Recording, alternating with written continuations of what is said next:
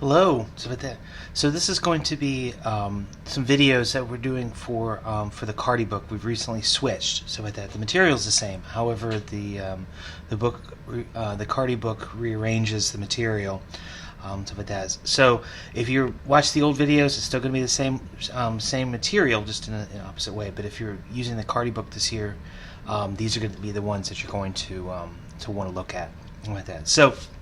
Getting back to the material, so to start off, what is organic chemistry? So why is it? And we're going to do the basics of this. So organic chemistry is really the chemistry of carbon-based compounds, stuff like that. So I mean, they are incredibly important. Not only are they sort of the basis of biology. Stuff like that, but also the materials that we use, whether it be the pharmaceutical industry, the polymer industry, all of those are going to be, for the most part, going to be organic molecules. Stuff like that. For the pharmaceutical, whether they small molecules or even biological-based materials. That. So, but also other industries, stuff like that. So you can think about even the fashion industry. Think about organic chemistry with that. But it's incredibly important if you're talking about fabrics, even cotton. I mean, cotton's are just a string of carbohydrates, stuff like that. But also the dyes that they use, to get obviously the brilliant colors, but also ones that are color fast, stuff like that, so that they don't fade in the wash. All of those an organic chemist would have had to deal with, but also even something other fields such as nutrition, stuff like that. So this is the structure of riboflavin.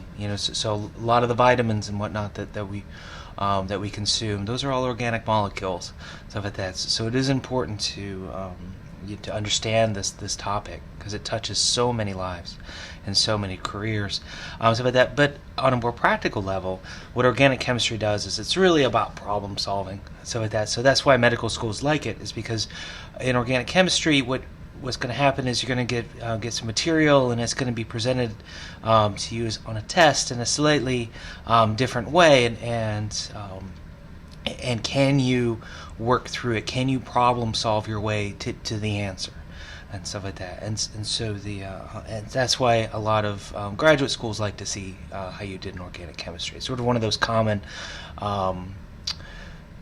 It's a common course that everybody takes. That's a common experience with that, so they can sort of judge between the classes and stuff like that. So, and so here we begin, stuff like that. So, so why carbon? Why not the other compounds? The other elements? Well, a couple of different reasons. First one is carbon. It really likes to have 4 bonds, stuff like that. Typically, it's going to have 4 bonds with no lone pairs, stuff like that. So, but in doing so, what allows it to do is it allows it to branch away. It's not just going to be a string of straight carbon. So if you had oxygens like atoms like to have 2 bonds and two sets of lone pairs, and it's going to be quite difficult for it to branch away. If it is, it's going to require a charge. So with that, but carbons, they can do branching. It also allows you to do not only branching, but also to add double and triple bonds. You can do that with oxygen, but it's more difficult if you do a triple bond. That's all the bonding it needs, stuff like that. So to make O2,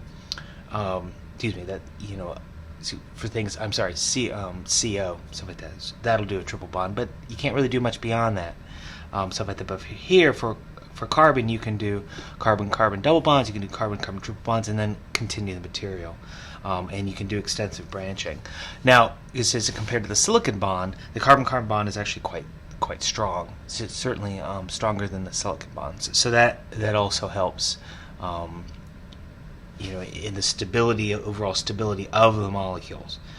Okay, so just to get back, to remind you guys back from general chemistry, we were talking about the atom.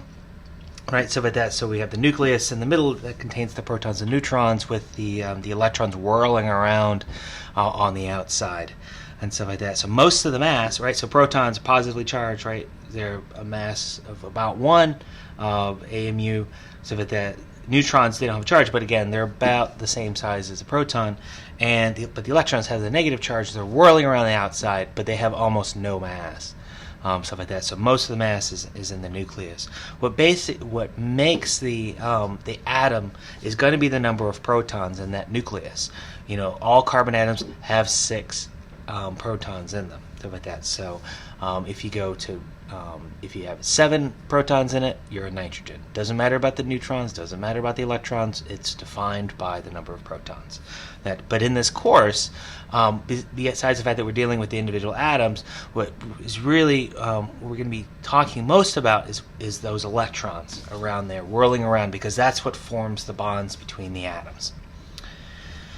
Okay, so this atomic number, the number of protons, typically designated as Z, that's what defines the atom, right? The number of protons within that nucleus, not the electrons, not the neutrons, right? Because those can be variable.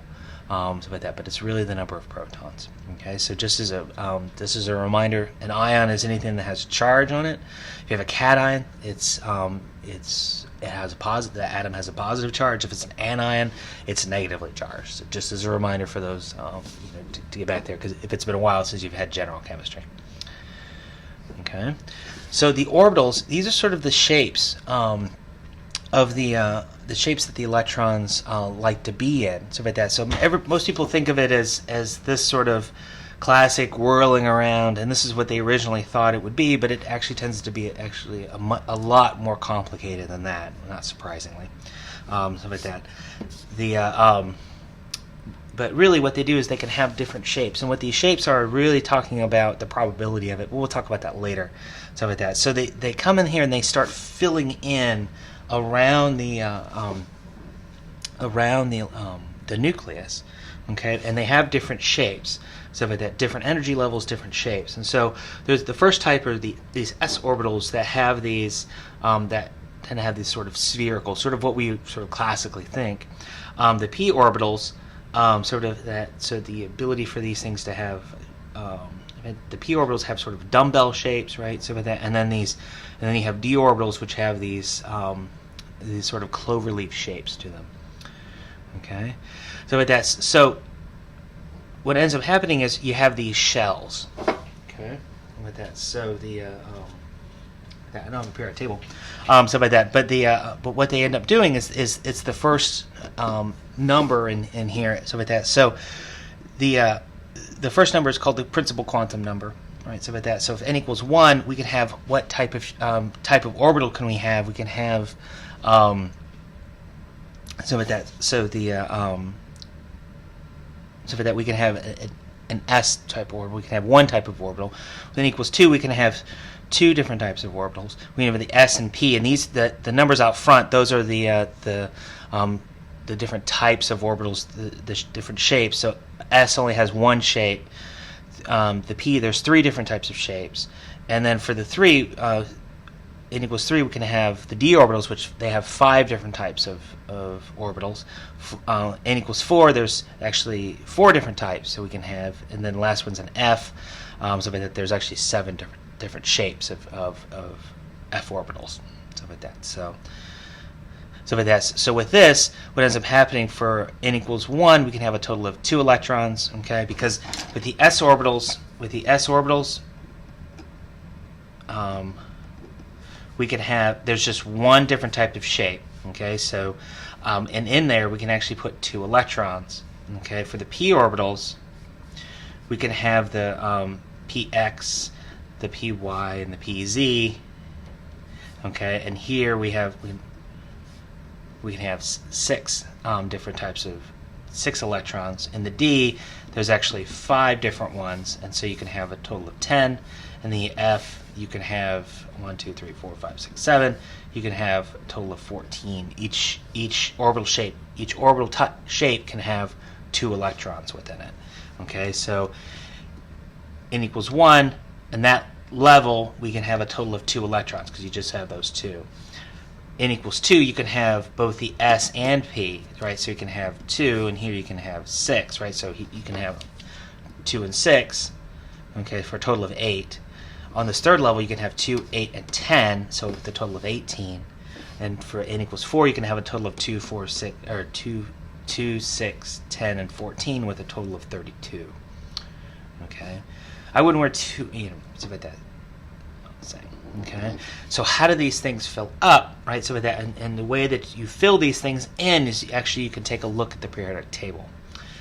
Okay, so that you can sort of, as these fill up, okay, so with that, so as you go across, right, so you can go across, this is the S block, okay, this is the P block, this is the D block, this is the F block. Okay, so as you go across, you can start, it shows you how they start filling up. So you start filling up an S, and then you fill up another S, and then you fill up a P, S, P, S, D, P, S, keep going. Okay, so like that. So first when you come to, okay, so like that, so, okay, so these are the shells. Okay, so like that. So with these, how they fill up, okay, so 1S, fill up here, and I know this is helium, it should technically be, it's here, but it really has properties like the noble gas, so it should be here, but really it's just there. We usually keep it over here, so with that, so with that, and so then we can, as we fill these things up, we're back into the S again, right? So since we already have 1S, right, we had to start with 2, right? So with that, so the so we're filling up the 2s orbitals. Then we get to the P, but remember we can't have a 1p, right? So that, because you don't see that until 2. So then here we start from the 2p going across, right? So that, and then we come back. Oh, we've already filled up the 1 and 2s, so now we're at the 3s. Okay, and then we come over here. Well, we've already filled up the 2p. So what's left? Well, the 3p coming over here. Then we come back over here. Well, we've already filled up the 1, 2, 3s. So now we're left to the 4s here.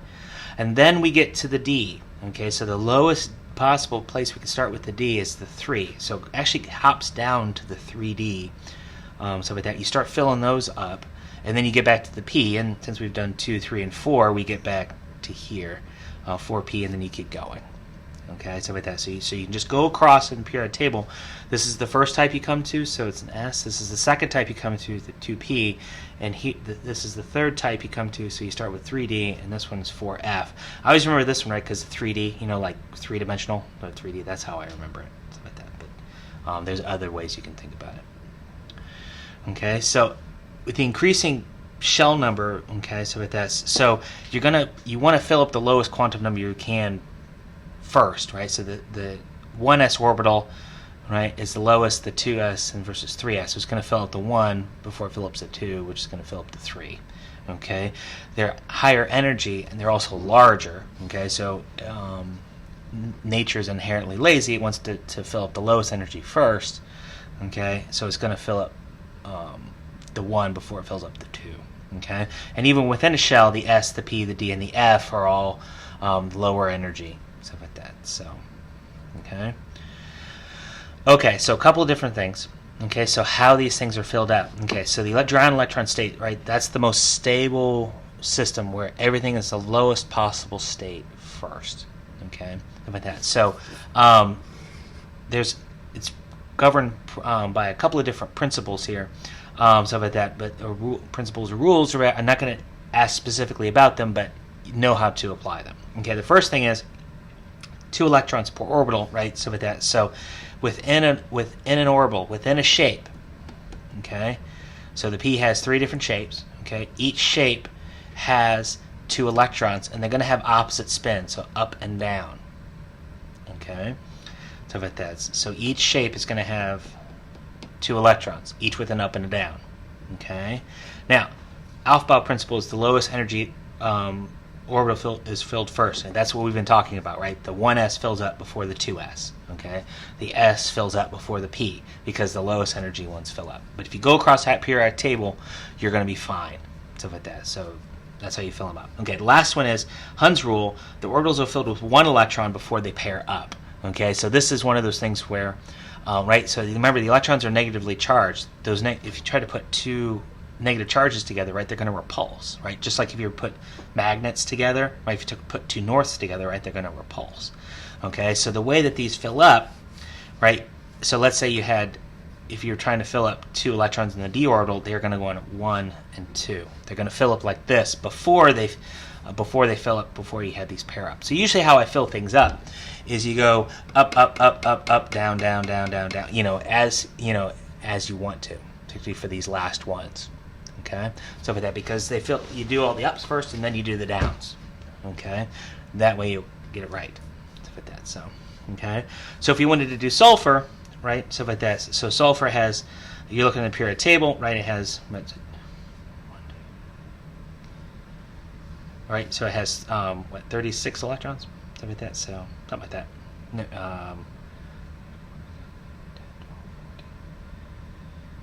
oh, excuse me. Yes, I'm sorry. It's got 16, stuff like that. So that sounds right. Stuff like that. So okay. So you're gonna, as you fill these things up, right? So the 1s, right? There's 2 electrons in there. Right? So and then you do the 2s as you're going across that periodic table. 2s, right? And then you get the 2p, right? So like that. So up, up, up, down, down, down, right? So like that. So and then you get the 3s, right? Up, up, right? So at this point, right? So like that. So at this point, we filled in, let's see, 2, 4, 6, 8, 10, 12, right? So with that 12 electrons here. So we only have 4 of these left for the 3p. Okay. So here we go. So we only have 4 left. So you go up, up, up, down. That's how you fill it up. Okay. You do that for all of them. So with that. So these 2 guys, this is not correct. Okay. You're not going to fill these up like this and have an unfilled orbital. Okay. What's going to happen is that guy's going to jump over there to relieve that repulsion. Okay. So that's going to go like that. So with that. So okay. Okay, so for the what we're really looking at, okay, are 2 different types of electrons. Okay, so these here, okay, these are called the core electrons. Okay, okay, they have the same electron configuration as the noble gas, because that's really what the that last column. Okay, they want to have everything filled up. That's the best situation everybody can have. Okay, these guys here, these are called the valence electrons. Okay, what they are trying to do is it's the highest number, it's the highest principal quantum number. This out here. Okay, they're trying to get completely filled. Okay, so like that. So the highest s and p orbitals, right? Because those are going to have the highest quantum numbers. Because even if you have a d orbital, that's actually going to be, you would go lower. Right, so with that, so we're going to be dealing mostly with s and p orbitals here. You're trying to get these things filled up. Okay, so with that, so that's what's going on here. It's these valence electrons that we're trying to get into what we call the octet. Okay, so with that, so in that noble gas configuration, they want to get to the electron configuration right here. Okay, that's what all of this is about. Okay, so there's a couple of different bonds. Okay, so I'm not going to show you the video here, but it's this. What is it? They are talking. There's 3 different types of bonds. If you can't click on there, do YouTube search for dogs teaching chemistry and do the ones about bonding. I think it's the first one. Stuff like that. So although there's 2 of them, stuff like that, but there's ones about bonds. Okay, there's 3 different types of bonds that we're going to be dealing with. The one we're going to be dealing with most. Actually, the 2 we're going to be dealing with most are covalent and polar covalent bonds. Okay, so with that, so for covalent bonds, what's happening is you're getting equal sharing of the electrons. Okay, so in this sulfur, they don't have it doesn't have all its electrons filled, right? It doesn't have all its valence electrons, those orbitals with those valence electrons filled. But if it shares with another sulfur atom, it can. Okay, so if we get equal sharing, everybody's happy. Okay, so with that, but the question is, how far apart are they? So with that, how far do they need to be to get good overlap in order to be able to share? Okay, and it turns out you get this sort of Goldilocks effect. Okay, if you're too, so if you, what we do is we can measure the distances between between the nuclei. Okay, that's what we talk about with the bond length. Okay, so with that, so the difference between this nucleus and this nucleus. Okay, if it's too far away, what happens is you're not getting good overlap. It's like trying to reach too far away to try to give somebody a handshake, right? You're not going to get a very good handshake. Okay, so with that, but what happens is as you get closer, right, you're going to get to the point where you can get a nice firm grip on somebody, and everybody's happy, right? But if you kind of go a little bit closer, right, if somebody leans in really close to give a handshake, right, it gets a little bit awkward because they don't,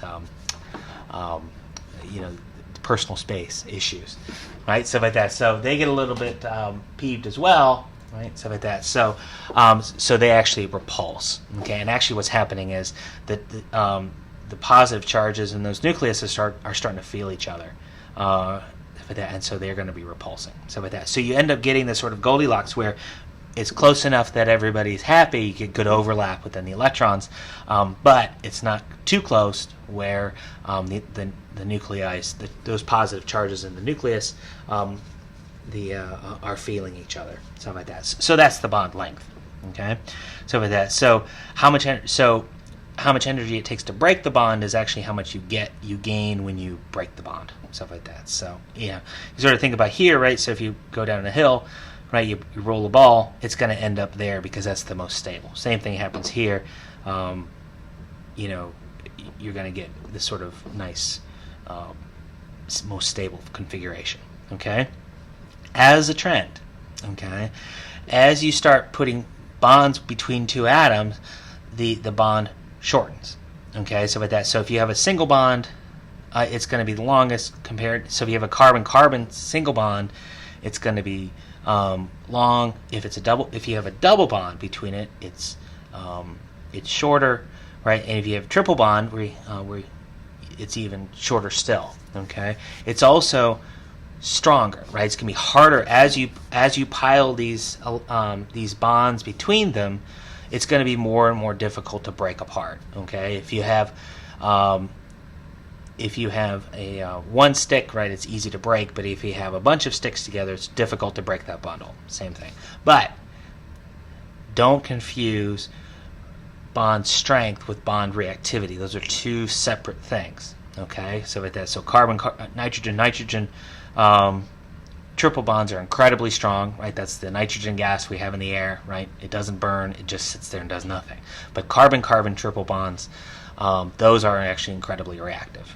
Okay, so with that, so don't confuse, but they're both very strong, very difficult to break apart. Okay, so don't confuse bond strength with bond reactivity.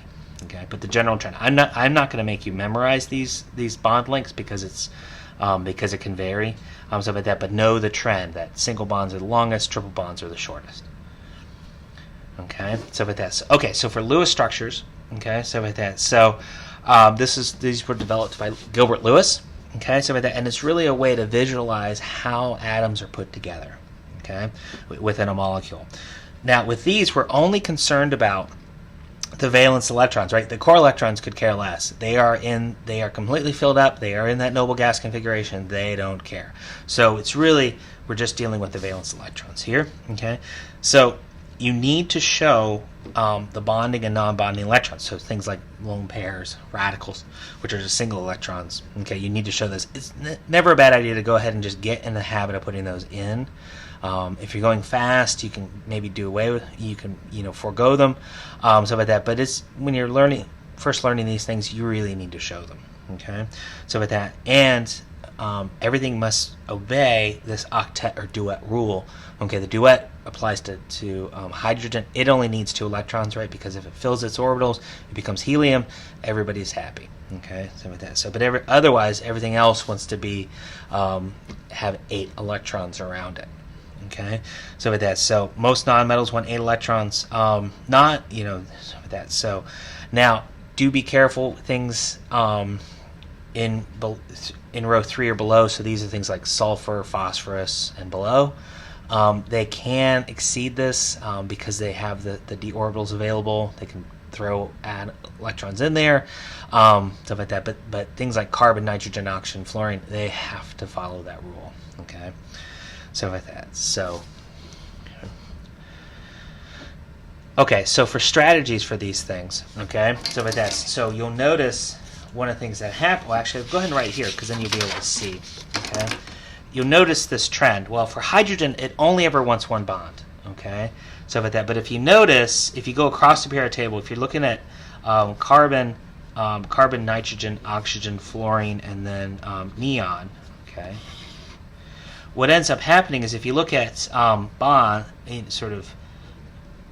the bonds it likes versus the number of bonds versus the number of lone pairs it has around it. Okay, carbon likes to have 4 bonds, no lone pairs. Nitrogen likes to have 3 bonds, 1 lone pair. Oxygen likes 2 bonds, 2 lone pairs. Right, so fluorine likes to have 1 bond, 3 lone pairs. Neon doesn't like any bonds because it has 4 lone pairs. And notice how they all add up to 4. That's how it gets its 8 electrons, but the way that it does it is slightly different.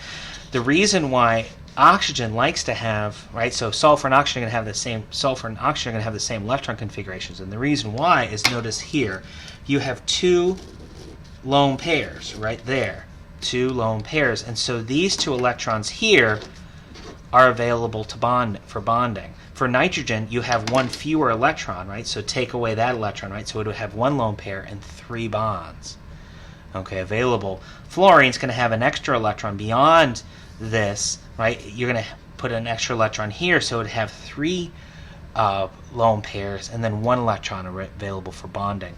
For neon, right, it has 2 more electrons there and there, right? It has lone pair, lone pair, lone pair, lone pair, and it doesn't need anything. It's good. Okay, now carbon's a little bit weird. We'll talk about that later, stuff like that. But you can use these electron configuration models to be able to predict what it likes to do. Now, this is how it likes to have it with no charge. If it has charges and if it's outside of these parameters, there's a charge involved. Okay, so with that, but if you want to think about these as you go across the periodic table, it's not a bad rule. Okay, so with that, so that's just what it's saying. But again, hydrogen only wants 1 bond. Okay.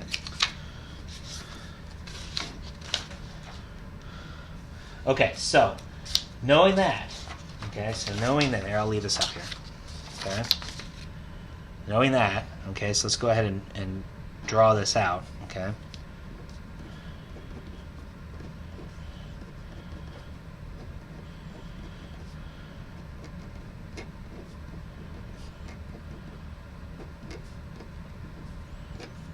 So what we're going to have to do is draw in the bonds and lone pairs to make this make sense. Okay? So we got to start somewhere. Okay? So let's start here. Okay? So with that, so this has 3 bonds, right? So with that, so 1, 2, 3. So now you got to look at, okay, so it needs, all right, so carbon likes to have 4 bonds, right? So we can either do here or we can do there, okay?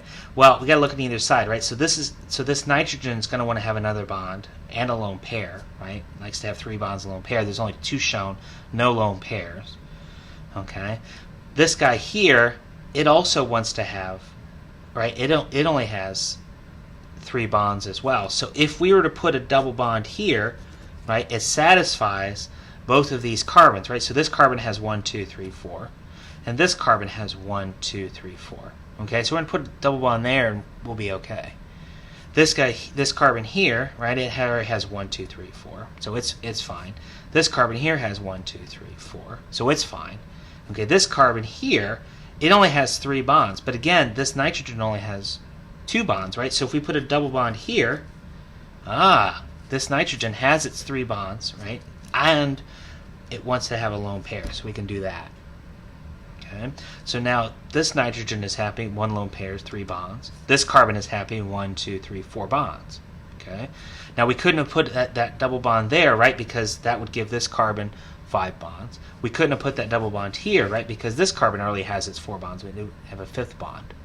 Okay, so it had to be up here at this nitrogen. Okay, this carbon's happy. Now this carbon here, right? So with that said, now it only has 3 bonds. Okay, so where do we put in an extra bond? Well, if we put it here, right? Well, that carbon would have 5, so we can't do that. Okay, if we put it here, right? This oxygen, it already has it. Right? It only wants 2 bonds, so 1, 2. Okay, so really all it wants is it just wants its lone pairs. Okay, so that leaves this. Okay, so if we put a double bond there, well, that gives this oxygen its 2 bonds. Double bond is fine for your counting this, right? And really it just wants this set of lone pairs here. Okay, so that's how you fill this in.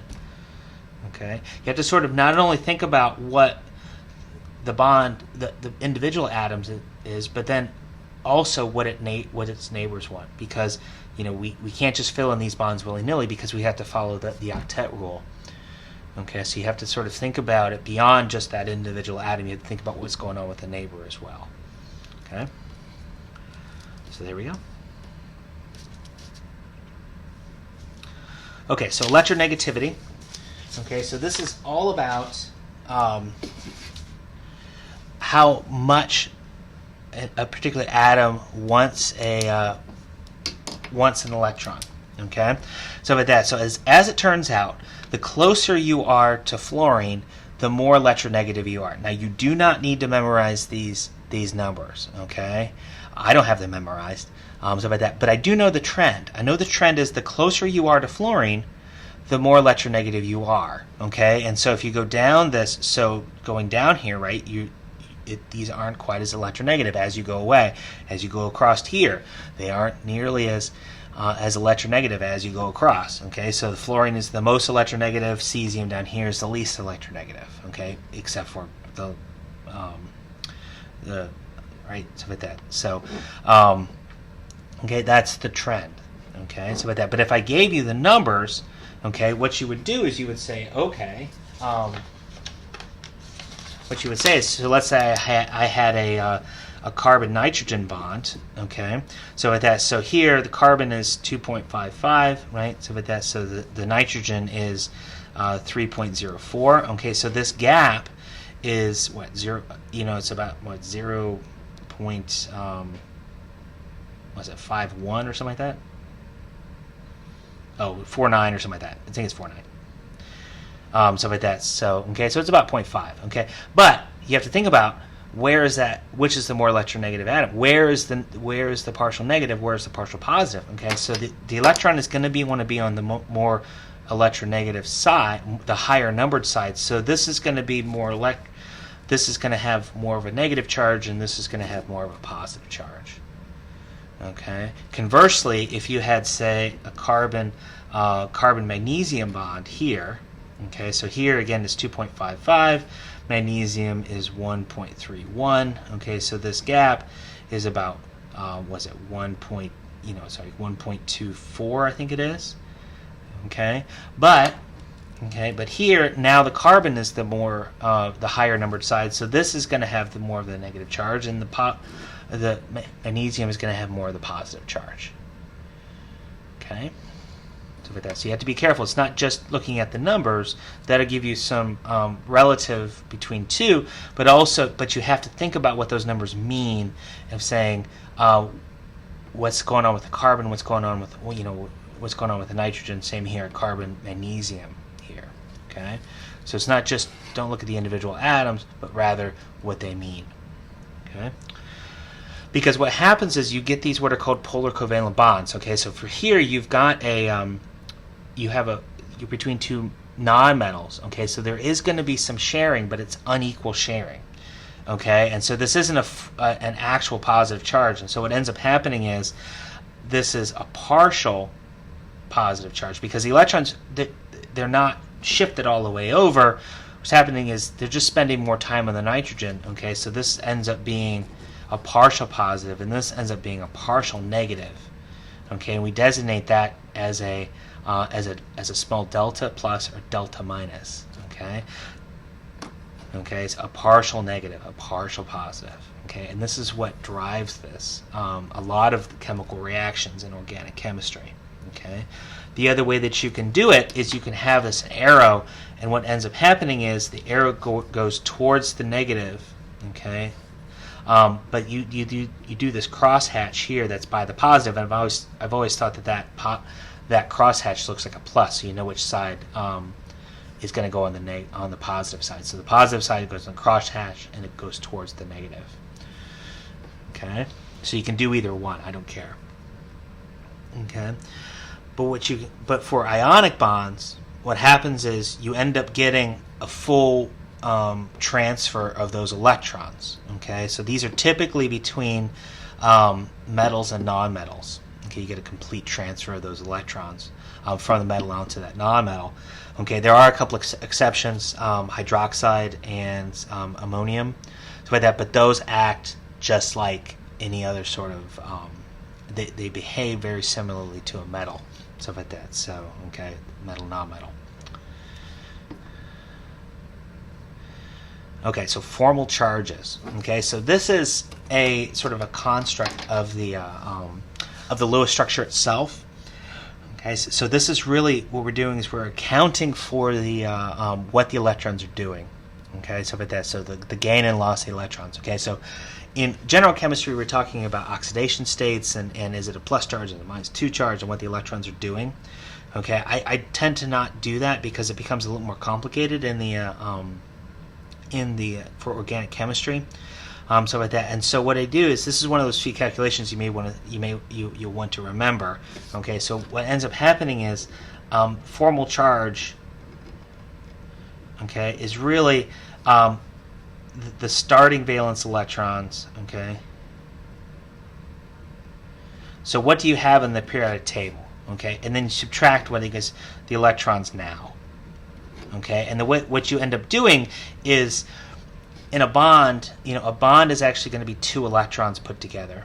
Okay, you split each bond in half. 1 electron goes on one atom, 1 electron goes on the other. So you start off with what's on the periodic table, and then you subtract what you have now, and that'll give you the formal charge. Okay, so if you have something like ammonium here, right? So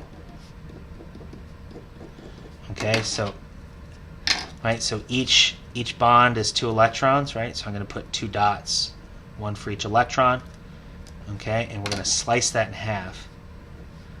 Each bond in half, right? So now each of these hydrogens only has 1, okay? And the nitrogen's going to have 4, right? So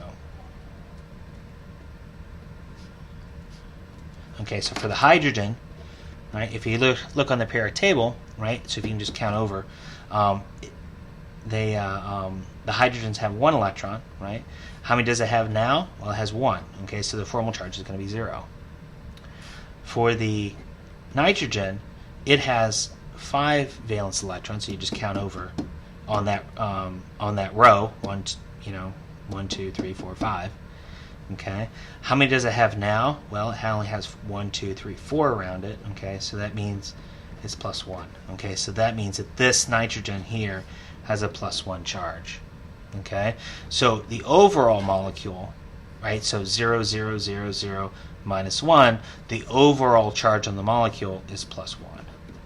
Okay, so there we go. Okay, so for this, okay. So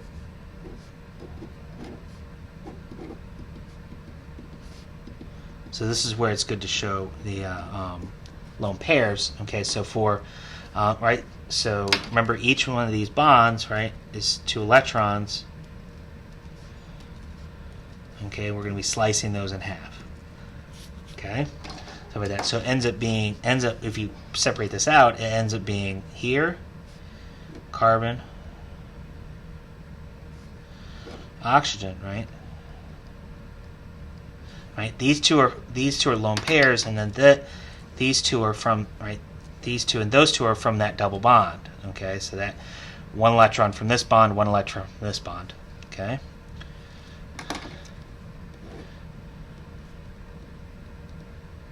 There. Okay, so for this one, this hydrogen, right? So for that one, it's Hydrogen has 1 valence electron. So now it has 1, right? So it's 0.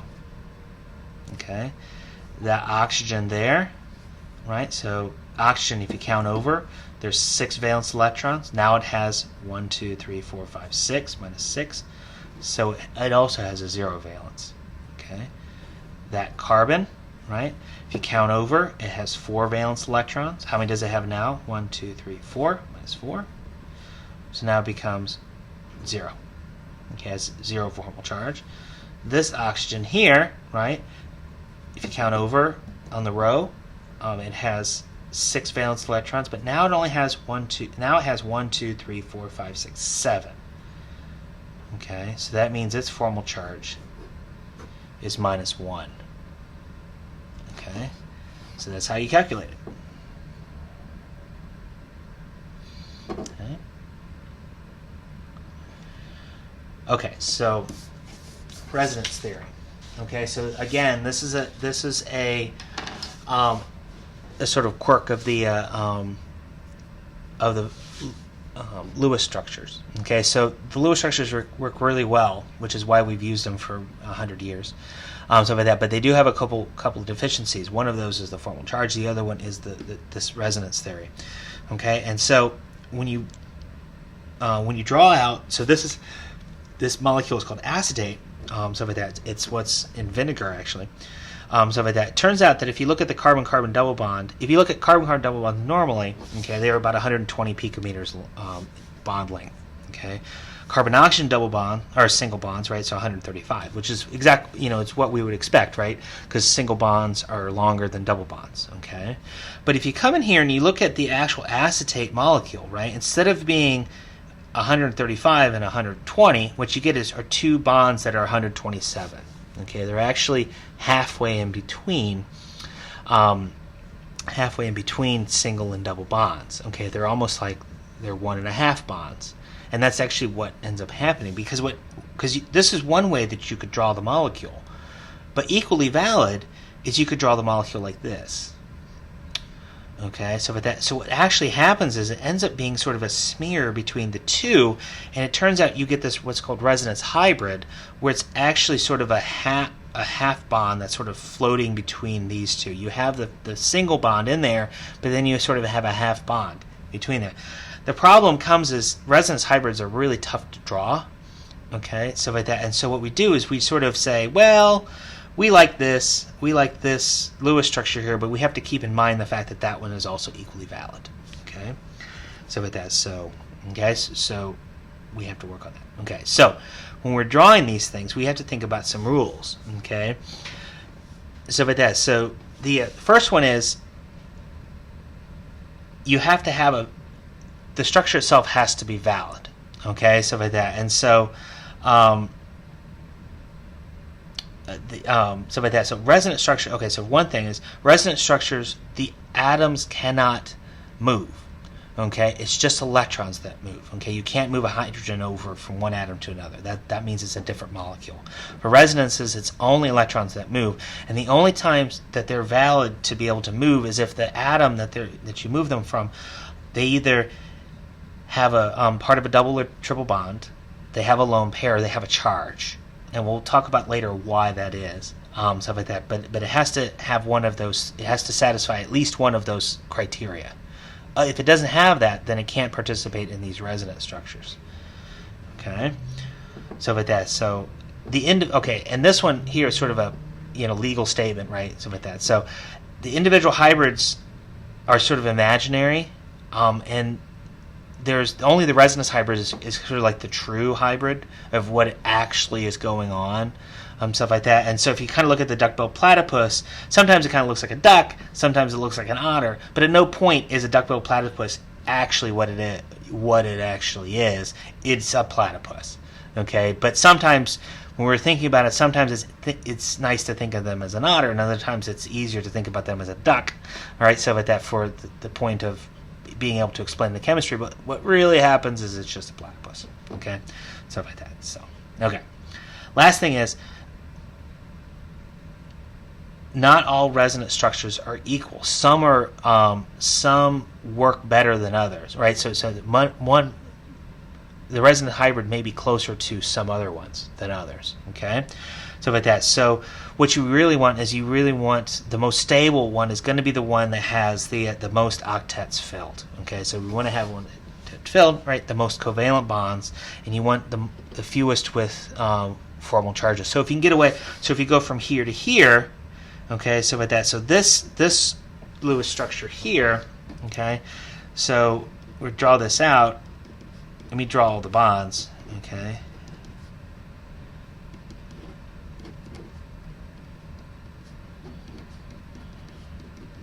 Because it's a little bit easier to see. So the resonance structures, when you're going between the two,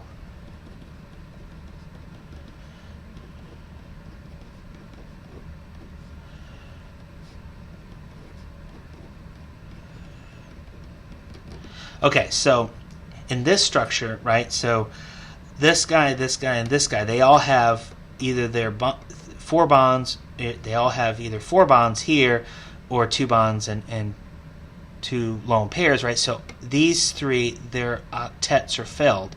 This one here, this one only has 6 electrons around it, right? 2, 4, 6. Okay.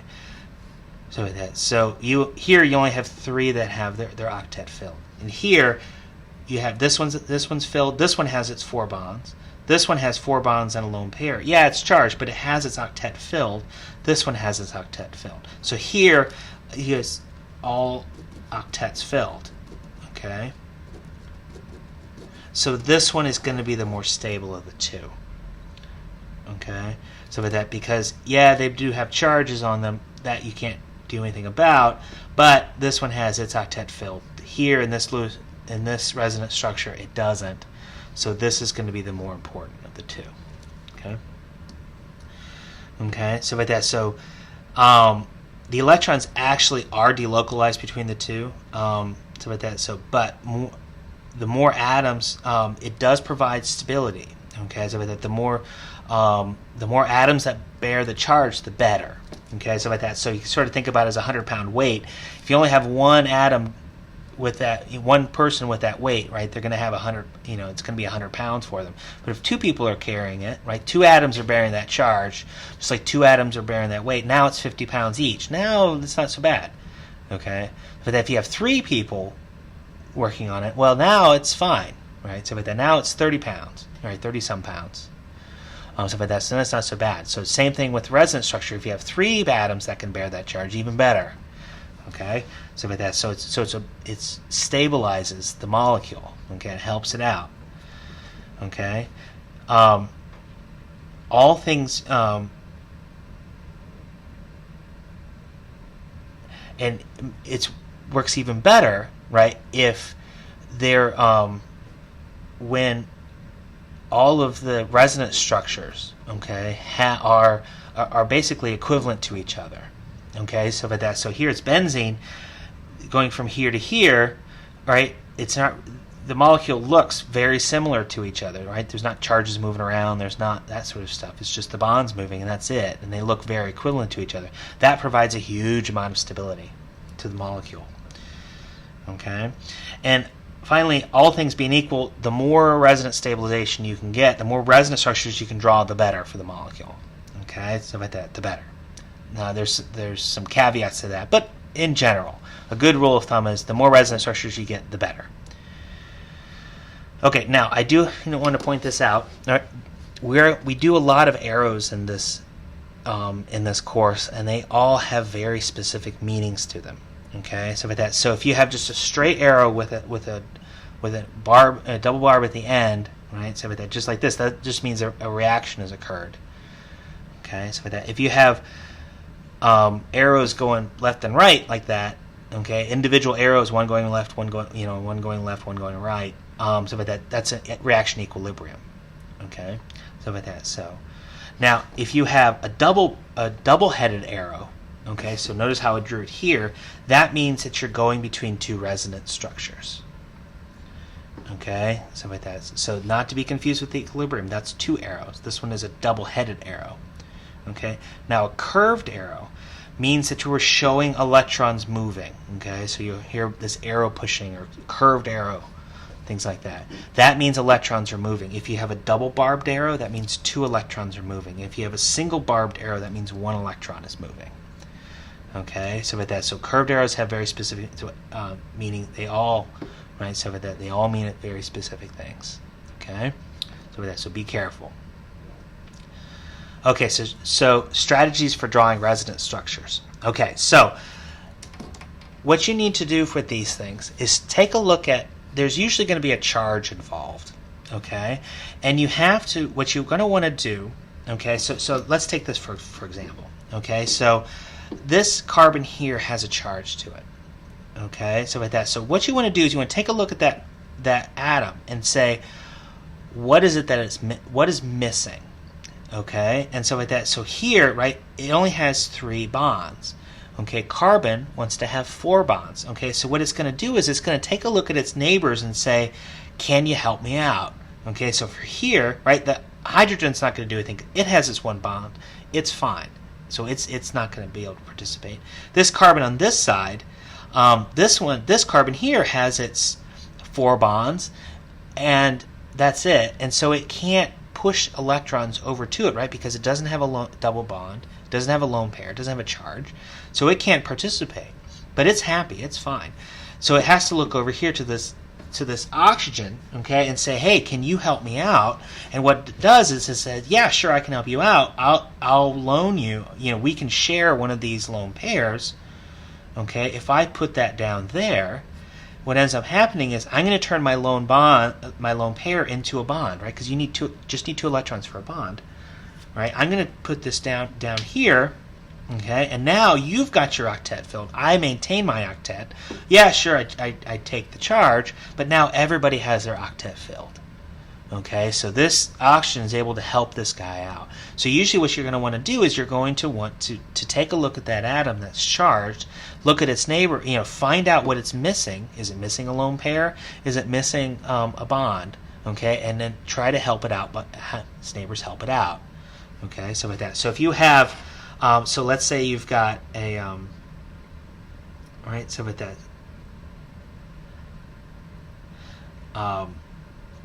so for something like this, right, this is sort of the classic case, okay? Okay, so this oxygen here, right, so that it has the charge. You start off with this charge, okay? And you say, okay, what is it, why does it have that charge? Well, oxygen atoms really, right, they want to have two lone pairs, 2 bonds, okay? So what it really wants to do is it wants to take one of these lone pairs and get rid of it and turn it into a bond, okay? Well, it doesn't have anything on this side, so you can't do this, but it does have that carbon, and this one's eligible, right, because it has that part of a double bond, okay? So what it does is it lays these down. It says, okay, I'm going to turn this guy into a bond, so I'm happy. The problem comes, this carbon, if we make a double bond here, it's going to have 1, 2, 3, 4, 5 bonds. It can't do that. Okay, it can only have at most 4 bonds, right? So what it does is it kind of freaks out and it says, well, what can I do? And so what it does is it says, well, I can't break a bond, right? I can't get rid of an atom, right? So it's not like I can't push that way that hydrogen, because that would be violating the resonance rules. Okay, so but I can move electrons, and so what it does is it pushes these, right? These 2 electrons up onto that oxygen. Okay, and so what ends up happening is, right, so now this oxygen's happy, right, because it has, it pushed these 2 down here. The problem is, so then what this does is these 2 electrons here become a new set of lone pairs, and so the negative charge is up there. Okay, so yeah, okay, so this guy kind of screwed this one, but that's okay. So like that, it'll deal. Okay, so with this formate, what ends up happening is you can go between these 2. Okay, so with that, so you start off with this electron, or with this where the charge is, and you need to figure out what's happening with it. Why is it unhappy with this charge, and then try to correct it. And in doing so, you push electrons around. Okay. Now you can keep going with this until you get to the point where you can keep going with this until you get to one that does not have, that can't participate, okay? And so here we go. So we have, I'm going to draw these out, because we haven't talked about these condensed structures yet.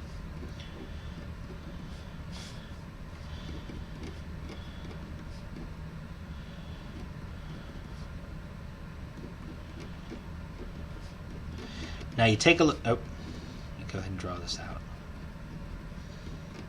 Okay, so this one has a set of lone pairs, right, which gives it a negative formal charge. Okay, now all of these carbon atoms are eligible, okay, because these and these all are part of double bonds. This one has a lone pair and a charge, so it can participate. But this guy here, this one only has single bonds. This carbon here, so this one can't participate in the resonance structure.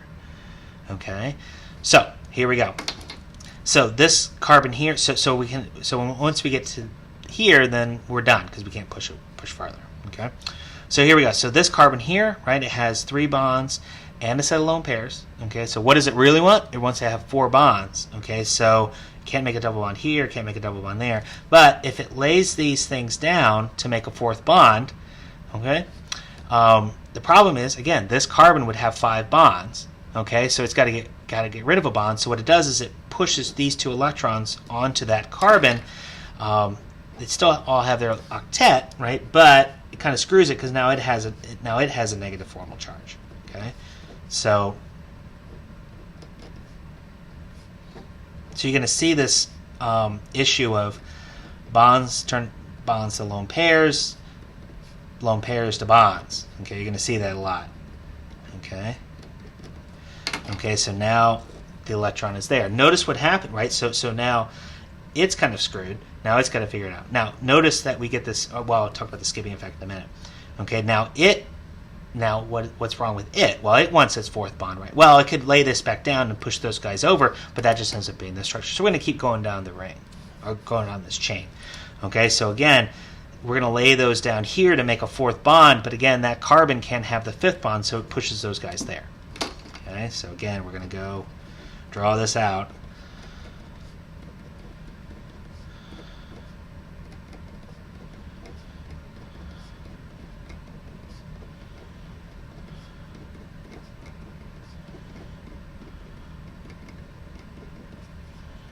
Okay, now these 2 electrons that were here turn into this set of lone pairs. Okay, but again, what's going to happen here, right? It wants its 4th bond, so it's going to keep going and push those onto there. Same reason, right? So with that, so now we're going to get to here, right?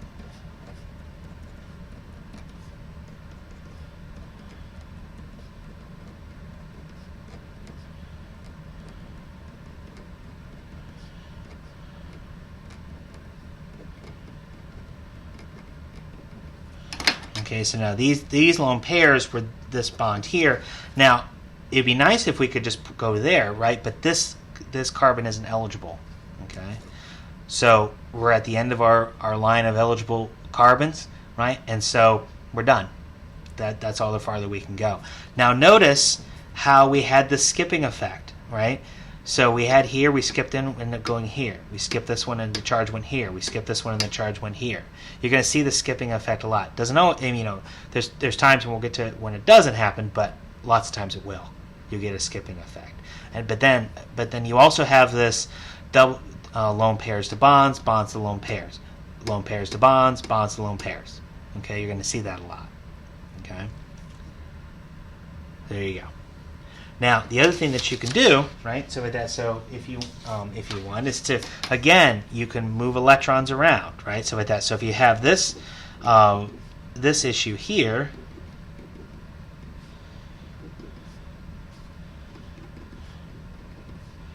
So let's say you have a positive charge here. Okay, what can happen is, right, so this has a charge. Both of these are part of a lone pair. Okay, so those are all those carbons are eligible. Again, what's lacking with this carbon? It only has 3 bonds. Okay, it wants a 4th one. And so what it can do is it can say, hey, carbon here, can you help me out? It says, sure, I'm gonna move that double bond over to there. Okay, so you end up with this situation.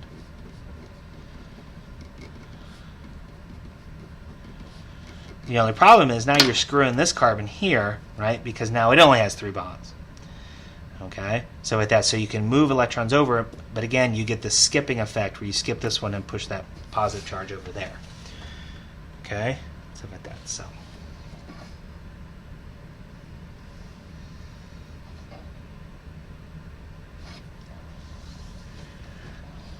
Okay, the other thing that you can do, okay, is let's say you had, let's say you had a triple bond. You could do this too, right? So with that, so again, if you had this, this guy says, "Hey, I need my fourth bond." This electron says, "Sure, you know what? I'll donate one of these guys over to here," and so what ends up happening is,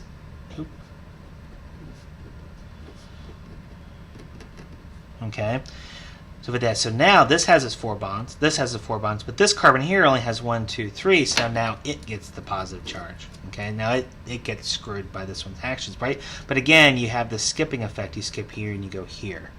Okay, it doesn't matter if it's double bond or triple bond, you can move those electrons over, right? It's a lone pair, you can move those over, okay, to help it out. Okay, we're not gonna go through this one because it'd take me forever to draw. Okay, but again, you move these guys up, right? This one only has 3 bonds, so you move that one up. Okay, so now the positive charge is there. So you move this guy up, so now the positive charge is there. Now it has its 4 bonds going around and around.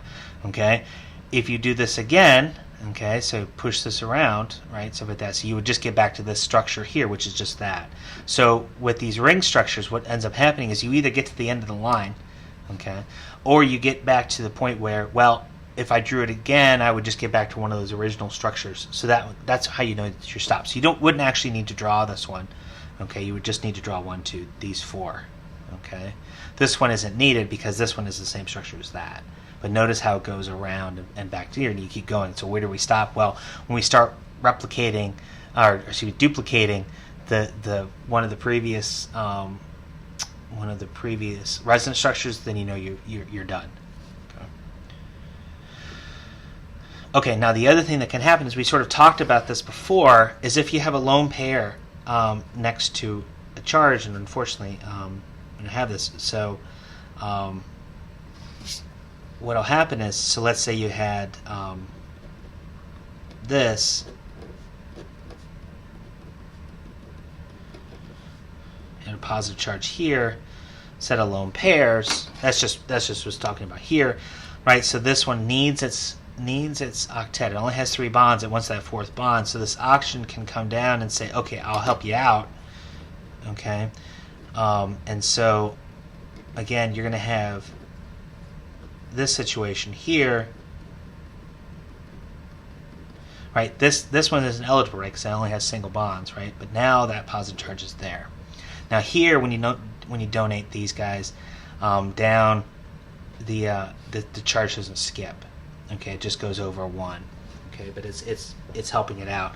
So if you have a lone pair next to a charge, right? So remember these, right? So not only are you helping it out because it needs its 4th bond, but also, hey, you got lone pairs. They have their electrons, right? They're negatively charged. They're going to be attracted to that positive charge anyway. So it's going to they want to be near that positive charge, stuff like that. So you're going to get that one here. Okay. Now, one of the things that you want to do is you want to make sure that you don't, right, you can't,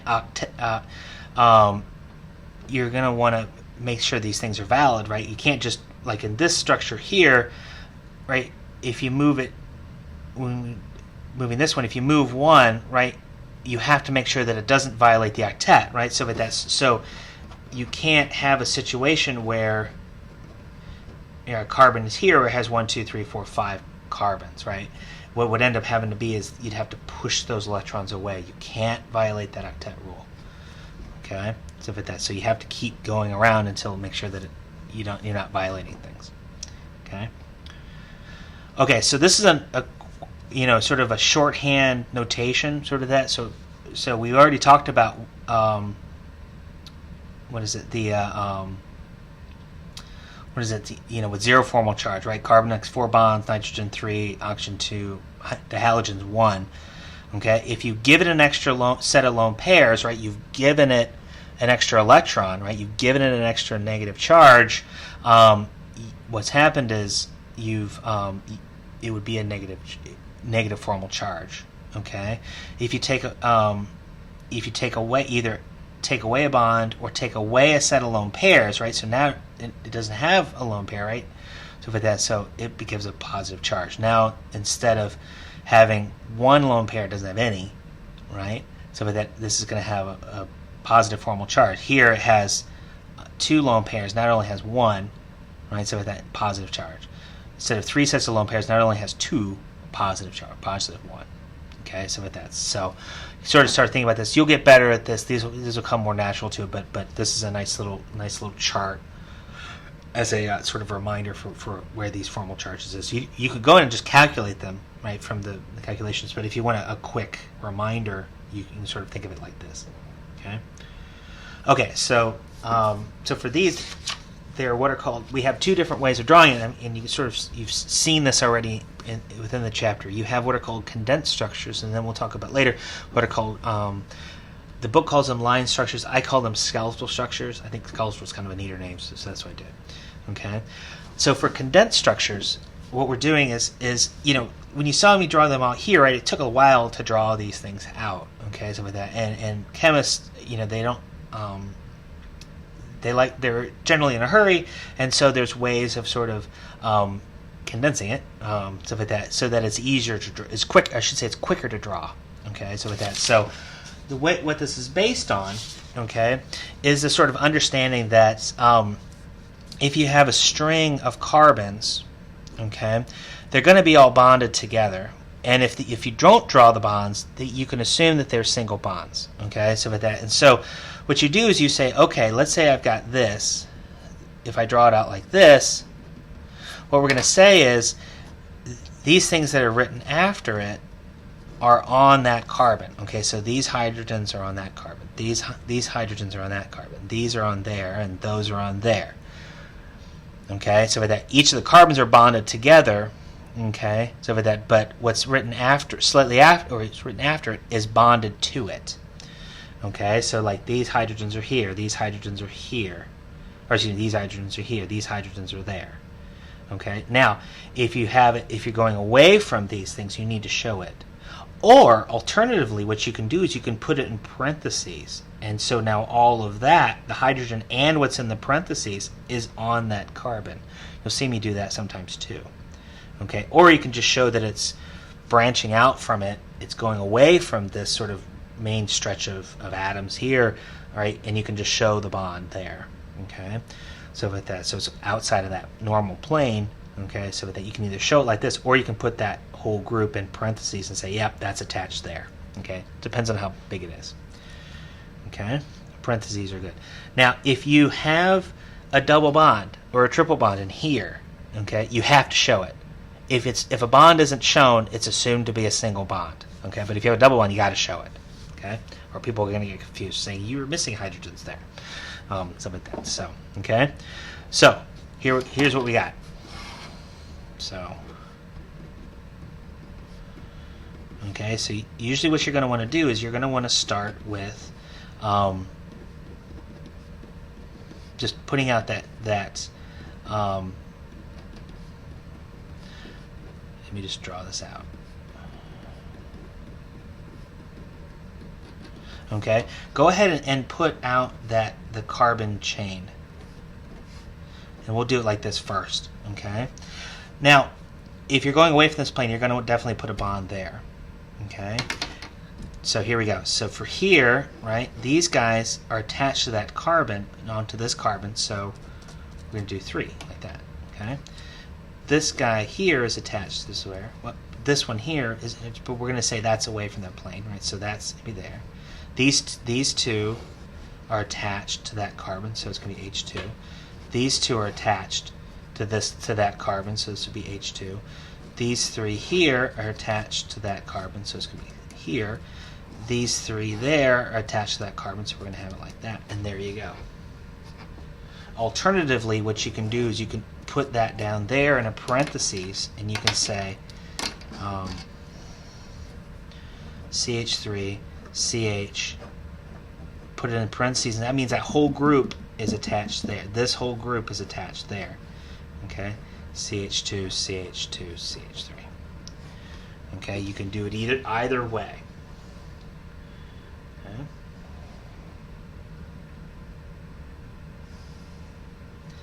Now, I will show you a couple of shorthand methods. All right, I'm going to try to avoid these, but they come up. They do come up, and I want to make sure that you've actually seen them. Okay, I'm not expecting you to use them, but to just recognize what happens. Okay, so if you have this, if you have CH3, CH2CH, okay, OH, CH3. Okay, this, right? So just like put in parentheses, you could put in parentheses, but you don't. It doesn't always end up happening that way. Okay. One of the things that I want to point out that this H does not get combined with that H. Okay. People will get really confused if you had CH2O. Okay. This one, this is called an alcohol group. We'll talk about that in a minute. We'll talk about that, I should say, later. That OH group is an alcohol group. It's sort of self-contained. So really, what may be a better way of doing it would be CH and then putting that in parentheses, CH3, to recognize, yeah, that is, but they don't know, that's not always what happens. Okay? So, but that alternatively, what ends up happening is you have what's called an aldehyde group that looks like this. Okay? So what sometimes this gets abbreviated, okay, CHO.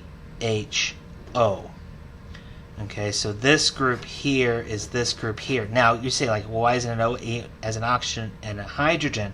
Well, the problem is if you had COH, you'd get it. You might get it confused with an alcohol, an OH. It's not. Okay, so that's why they put it as a CHO.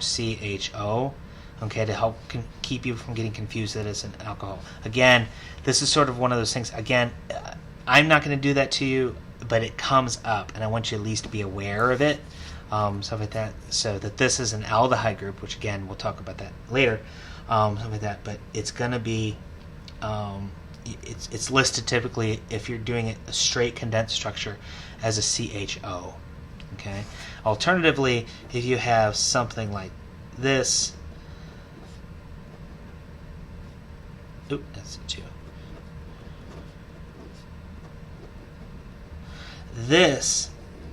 That group there gets condensed down. O2 CH3. That gets condensed down to here. If you have this double bond O structure here, it always gets condensed down to CO2. Okay, it's just understood that when you have this, it's actually this structure here. Again, I'm going to avoid it. In the beginning, it comes up, so I want to make sure that you as students are aware of it down the road, particularly for things like the MCAT and whatnot. Okay. Now for rings, okay, so you could, I guess, in theory, do it like this and show it around. The problem is these guys here. It's going to be, you're going to get confused with the skeletal structure down the road. So what they do is they sort of do this sort of weird partial hybrid, partial condensed, where you show the CH2, but show the bonds itself as a ring. I like doing it, and you'll see me do this sort of mixture of skeletal and condensed structures, where you show bonds, but then other times, unless I'm specifically asking you, draw the skeletal structure or draw the condensed structure, okay, when I'm testing you on that. I don't care how you draw it, okay? You could draw it as low structure. I don't care. Stuff like that. So they're all equally valid, okay, and it's whatever it is that is easier for you, okay? So again, unless I'm asking you specifically for the skeletal or specifically for the condensed structure, I don't care, okay? Stuff like that. So do what's best for you. I'll be able to figure it out. Okay, now condensed structures are great, particularly if you have long stretches of straight, long straight chains. Okay, so of carbons. Okay, the problem is when things get like really complicated, atoms are just flying everywhere, and it's hard to keep things straight. Okay, it's hard to pick things out. Okay, and so what they did is they developed this system called the skeletal structure. It's also called, I think the book calls it, the Karty book calls it the line structures, but they're either way. Okay, but what they did is they said, okay, we're going to make this even simpler to draw, sort of even more abstract. Okay, but we have to run under a couple of assumptions. Okay, the first one being that the carbons are not shown. Okay, you do not have to show the carbons. What they are is they are at the intersections. They're either at the end of a line or they are at the intersection of two lines. If you have two bonds that are coming together, okay, it's understood that if nothing is shown there, it's just a little point, okay, then that is a carbon. Okay. Now, the other thing that's not shown is I do not have to show a carbon-hydrogen bond. Okay, I just don't have to show it. Okay, so if you say, oh, that's a carbon, and I only see two bonds, carbon has to have four bonds, right? But it's understood that the other two bonds that aren't shown are carbon-hydrogen bonds. Okay, so you have to keep that in mind. Okay, any other hydrogen bond, okay, any non-carbon has to be shown. Has to. Okay, and if the hydrogen is attached to a non-carbon, okay, so if you have an OH bond or an NH bond, that hydrogen has to be shown. Okay, so that has to be displayed. So only when it's attached to a carbon can you get away without showing it. If it's attached to anything else, it has to be shown. Okay. Okay, so Lewis structures is also similar to a Kekulé structure. Okay, the skeletal structure is going to look like this. Okay, stuff like that. So what I like to do is I like to put dots where all the carbons are. Okay, it helps. I mean, you can put the dots in for the skeletal structure whenever you want. No big deal. I'm not going to count it wrong. When you're starting out, it's really good to put in those dots because it helps you sort of organize what's going on. Okay, it helps you visualize it better. Okay, so with that. So okay, so with that. So okay, with that. So if you have this one. So here, okay, there's going to be a carbon at the intersection of those points, okay, but also at the ends of those lines. If the end of the line doesn't end in another atom, okay, so there's one here, here, here, here, and here. That's where the carbons are, right? Carbon, carbon, carbon, carbon, carbon. Okay. So for that, but for down here, okay, carbon, carbon, carbon, carbon, carbon, carbon. There's not a carbon there, okay, because the point that the bond is actually extending out to that oxygen, okay. So like that. So it's going out there. So there's not a carbon there, right? There's a carbon here, and it's going to that oxygen. Okay, so be wary. I have students who think that there's a carbon here. There's not. It's just it'd be better, I guess, if it extended there, but it doesn't always happen. Okay, just my bad penmanship. Okay, so it goes all the way to there. Okay, but notice how I showed that hydrogen. Okay, I didn't have to show these hydrogens, right, because they're hanging off of carbons. If it's hanging off of an oxygen, I have to show it. Okay? So there you go. Okay, but notice here, okay, it's like here. And that carbon, right, there's 1, 2, 3 bonds shown. Okay, so that means that there is a hydrogen here, right, because you need 4 bonds, right? There's that hydrogen there. Okay, but I don't have to show it, right, because I don't have to show a carbon-hydrogen bond. Okay, so another thing that happens is, let's say I'm doing this sort of condensed sort of skeletal hybrid. What will sometimes happen is I'll write the CH3, okay? If it's drawn out here, right, you understand, so if it's drawn out like this, it makes sense, okay? You're going from a it's a carbon-carbon bond. Just like for here, it's a carbon-oxygen bond, okay? But if it's going out on this side, what can happen is, if I draw it like this, and if you draw it like that, it's not a big deal. I'm not, it's not going to matter. One of the things I want to make sure you don't think about is it's not this, okay? It's not carbon going through a hydrogen or a bunch of hydrogens and then a carbon, okay? Specifically, it's not that, Okay, it's not that. It's not that. What it is it's carbon-carbon, and then you have 3 hydrogens hanging off of it. Okay, there's a carbon-carbon bond, and oh hey, it also has 3 hydrogens hanging off it. So what I'll do is instead I'll invert it so it looks like this. So it's understood that there's a carbon on here. Same thing with the oxygen. Okay, if I write it like this, and again, if you write it like that, it's not a big deal. I don't care. I'll know what you're talking about. It's not this. Okay, it's not that. It is in fact going through its oxygen carbon bond. Okay, so that is going. Now if it's over here, it's not a big deal. And really, it's just methyl group, the CH3 groups that end up being the issue. If it's anything bigger than that, well, we just don't invert it. You just have to understand it. Okay, so with that, but you'll see me write it as like H3C, and it's just to help illustrate the fact that it's a carbon-carbon bond. Okay, so like that. So. Okay, so how do we do this? Okay, so let me go ahead and draw this out.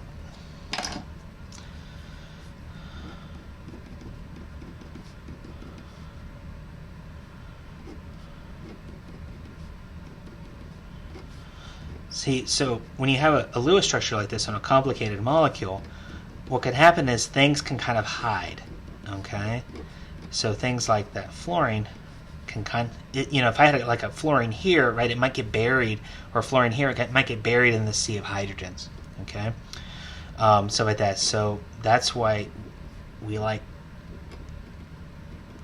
skeletal structures. Okay, now the first thing you're probably going to want to do is just take a quick look in here and see if there's some non-hydrogens hanging off this carbon. So this one here and that one there. It's never a bad idea to just go ahead and think about that and just maybe circle them to just so you don't forget them. Okay, so like that. So okay, now what you want to do now is to sketch out this sort of carbon structure just as dots. Okay, so dot, dot, dot, dot. Those 4 dots. Okay, so here, there's one down there, here, and here. Okay, so these 4 dots are there, and then there, and then connect the dots here, here, there, there, carbon single bond, double bond there. Okay, so you have these sort of carbon backbone sort of sketched out, and then connect them dot to dot wise. Now comes the fun part. If you have a carbon hydrogen bond, you just erase it, just scribble it out, because you don't need them. Right. Next up, all these things that you circled that were the non-hydrogens off a carbon, okay, you put those in, right? So, right, don't forget those lone pairs, okay. And you can write this as like this, or you can write it as this in H2, those lone pairs. And there you go. Again, I don't care if you have those dots in there. Please do. Please put in those dots, okay. Stuff like that. So, okay. Well, apparently the sun went behind a cloud. Stuff like that. So and there you go. That's all you need. Okay. But again, as you're scribbling these things out, don't scribble those out. Those hydrogens out there, because they're hanging off a nitrogen, right? You have to include those. Okay. So with that, so you have to show those specifically, or explicitly show those. Okay. Again, the fluorine's on there. Now the question becomes: do I have to show the lone pairs? Do I not? Okay. So the question is, depends on what I'm asking.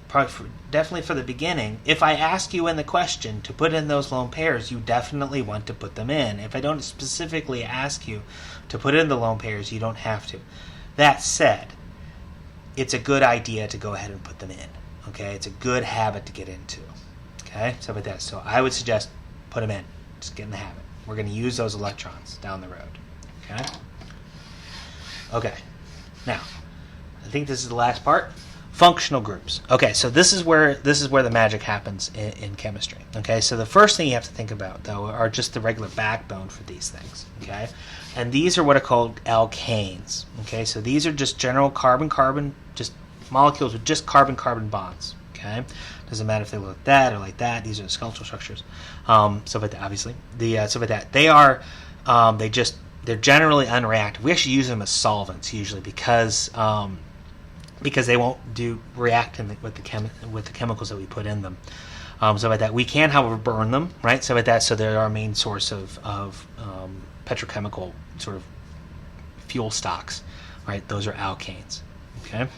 Stuff like that. So generally unreactive. However, the other groups that dictate the properties of the molecules, those are called functional groups. Okay, there's a list in here. It's table 1.6. The list is right there if you want to take a look at them.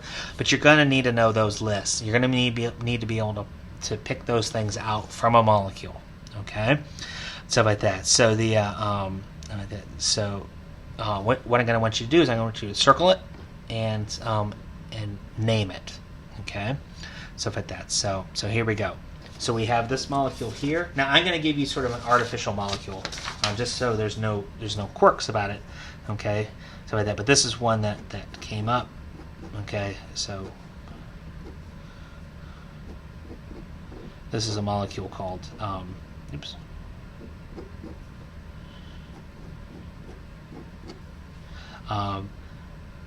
balzatan, something like that. So. Off the top of my head, I can't remember what that is. Put in the little pairs here if you want. Okay, so what you're going to want to do is you're going to want to take this molecule. Again, apparently the sun went behind the clouds.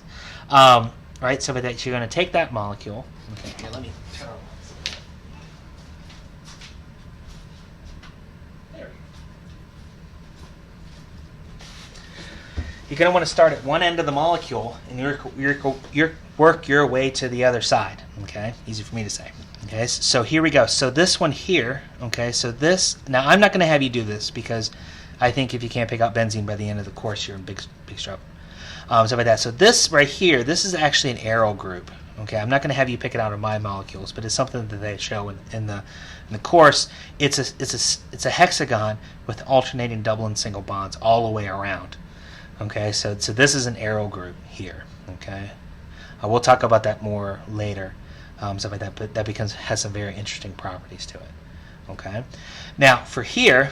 Okay, so what you're going to want to look for in these molecules. Okay, you're going to want to look for non-carbons and things that have like double and triple bonds. Okay, I forgot to mention that before. Okay, so like here. Okay, so you have a carbon C double bond O. Okay, on that list, there's actually a whole bunch of those that have C double bond O. And the way that you have to look at those is you have to see, okay, what's on either side of that, on either side of the carbon. Here you have a carbon on this side, and here you have a nitrogen on this side. When you have a carbon on this side, a nitrogen on the other, what happens is this becomes an amide. It's not a ketone and an amine. These two things put together make an amide. Okay? So we're at the end of this. These are just regular carbons. Up here, notice how we have the oxygen on here. Again, you have to look on either side. Here we've got a carbon. Here we have a carbon. Okay? So this becomes an ether. Okay? If we had an OH here on one side, that would become an alcohol. But there's carbons on both sides, so it becomes an ether. Okay? And over here, this nitrogen, if you do not have a double bond O directly right next to it, either here, here, or here. Okay, you can have hydrogens on. Right, this had a hydrogen on it. Yeah, hydrogens are right. As long as there's not a C double bond O right next to it, this becomes an amine. Okay, this is the one that screws up people the most. That and the ester, because it's very similar to you see the double bond C double bond O. You have to look directly next to it. Okay. Stuff like that. So you have an aryl, you have an amide, you have an ether, you have an amine. Okay. Now on the exam, what I'm going to do is it's worth 1 point of circling it, and 1 point for naming it. Okay. So if it's the problem has worth 10 points, that means that there's 5 functional groups in there. Okay. So if you only have 4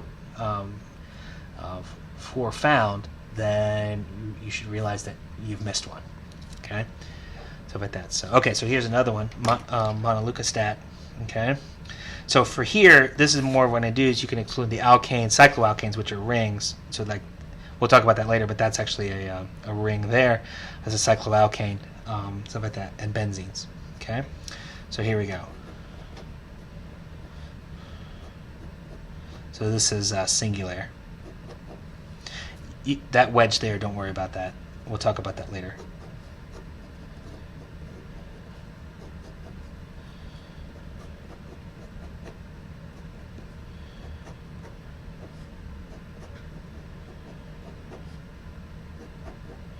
Again, this is one of the problems with having actual like proper molecules, is they become a little bit more difficult for beginners to sort of think about.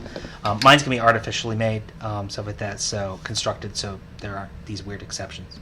Okay, so you just start at one end and work your way to the other. Okay, so here, right, you have so what you're looking for is double bonds and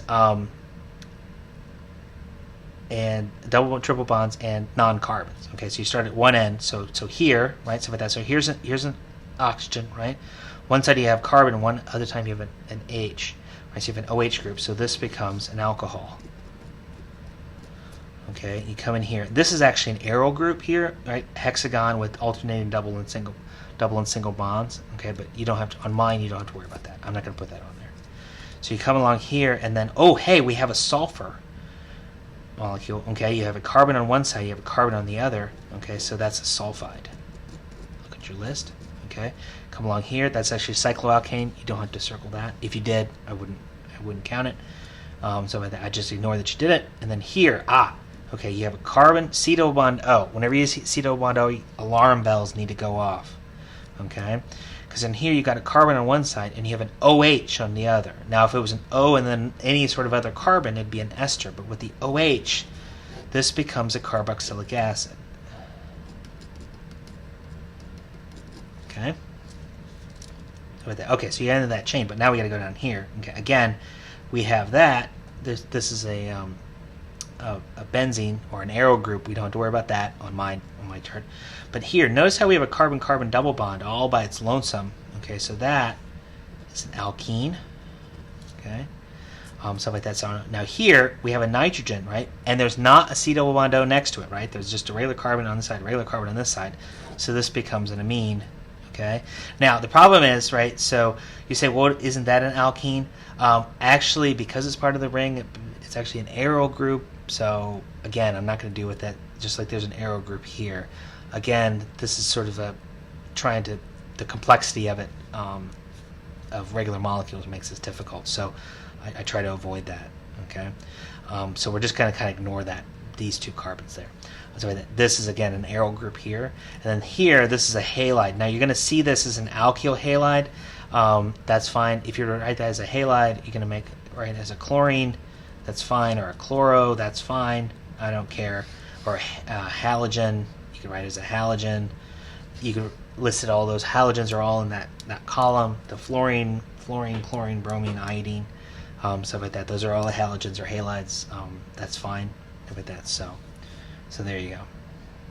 Okay, and that's it. So a lot of information, stuff like that. So good luck.